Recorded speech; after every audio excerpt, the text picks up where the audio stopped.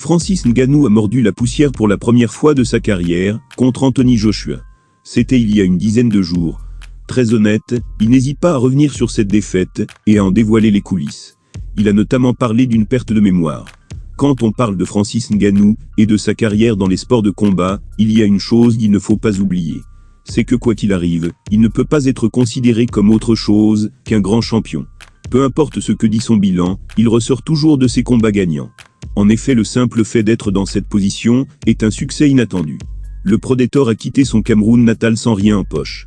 Il a traversé l'Afrique puis la Méditerranée pour trouver une vie meilleure en France. Il a dormi dans la rue avant de découvrir le MMA. Alors si certains s'arrêteront sur l'énorme KO subi contre Anthony Joshua, il est tout aussi pertinent de souligner les 30 millions de dollars touchés. Jamais personne dans sa famille ne connaîtra les mêmes galères que lui.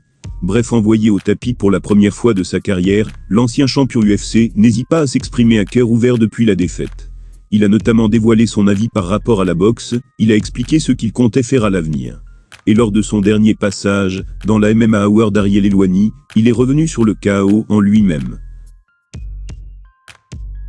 Voilà ces mots, ce qui m'énerve c'est que je n'ai jamais été dans ce combat, c'était bizarre. J'ai passé 4h30 à attendre dans mon vestiaire. J'ai dit à mes entraîneurs que je me sentais bizarre dès l'échauffement. Sur le premier coup, j'ai plus été surpris de tomber que de prendre le coup en lui-même. Parfois à l'entraînement, tu prends un coup puissant et tu restes debout. Là, je n'ai pas compris, je me suis retrouvé au sol. Quand l'arbitre a compté, j'ai pris mon temps et je me suis levé. Mais tout était encore flou. À la fin du round, j'ai écouté mes entraîneurs dans mon coin. Mais à partir de là, je ne me souviens plus de rien. C'est pour te dire à quel point je n'étais pas dans mon assiette, je ne sais plus comment je suis passé de mon tabouret au ring. À partir de là, j'étais ailleurs. Francis Ngannou n'était pas dans son assiette pour ce deuxième combat de boxe. Arrivé très tôt à la salle, il n'a jamais pu trouver son rythme et se mettre dans l'événement. Résultat, il a été envoyé au tapis sur un coup anodin et il ne se souvient de rien à partir de là. Une perte de mémoire qui va l'aider à tourner la page ou qui va le hanter. Francis Ngannou n'était clairement pas à son meilleur niveau contre Anthony Joshua et il le confirme. Il n'était pas dans le rythme, n'avait pas les bonnes sensations, ce qui explique son KO. Bonne nouvelle, il ne se souvient. Observateur attentif du paysage MMA international, Joe Rogan n'a pas attendu d'y voir débarquer Cédric Doumbé pour apprendre à le connaître. C'est ce qu'il a démontré au moment de s'exprimer sur le combattant français et sa stratégie bien spécifique. Les fans de MMA l'ont pour la plupart découvert ces dernières années. Ceux des sports de combat dans leur globalité le considéraient alors déjà comme une superstar. Septuple champion de kickboxing dans les rangs du Glory, Cédric Doumbé a toutefois décidé de se réorienter dans les arts martiaux mixtes, afin d'en marquer là aussi l'histoire. Or ses plans ont été quelque peu chamboulés, il y a quelques jours. Titulaire d'un bilan de 5 victoires pour 0 défaites dans sa nouvelle discipline, The Best se présentait le 7 mars dernier face à son grand rival Baki. C'était dans la cage du PFL Paris.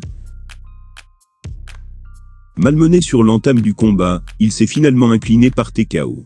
La cause, une écharde plantée dans le pied gauche. Un scénario lunaire qui est venu perturber sa quête des sommets, mais qui pourrait rester comme un simple contretemps. Malgré cette récente défaite improbable, Doumbé reste très estimé dans le milieu des sports de combat, grâce à ses exploits passés. Joe Rogan a par exemple toujours dit du bien de lui, en se basant sur sa carrière de kickboxer. En effet, dans un vieil épisode de son podcast, le célèbre commentateur de l'UFC racontait comment le Français l'avait subjugué par le biais d'une simple séance d'entraînement. Il a déclaré, je cite, « Cédric Doumbé qui va maintenant combattre au PFL, il me semble. Est-ce que tu l'as déjà vu combattre ? Mec, c'est un ancien champion du monde de kickboxing au Glory, et il est vraiment dangereux. Et puis il a une éthique de travail dingue. Quand il est passé dans le coin, il s'est entraîné dans ma salle. Et avec son entraîneur, ils ont fait des exercices de renforcement, et pour travailler la condition physique. » En gros, Doumbé faisait d'abord un round de sprint sur un tapis de course manuel, puis un round intense au sac de frappe. Ensuite un round de pliométrie. Il n'arrêtait pas d'enchaîner et de mélanger tous ces exercices. Son cardio est hors norme.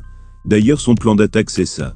C'est mettre le feu à ses adversaires avec sa technique, ses atouts athlétiques et sa stratégie au point où ils ne peuvent plus suivre. Il sait que ses adversaires ne travaillent pas aussi dur que lui. Quand tu arrives à ce stade d'endurance, tu as ce truc en plus que les autres n'ont pas. Et Cédric Doumbé a ce truc en plus.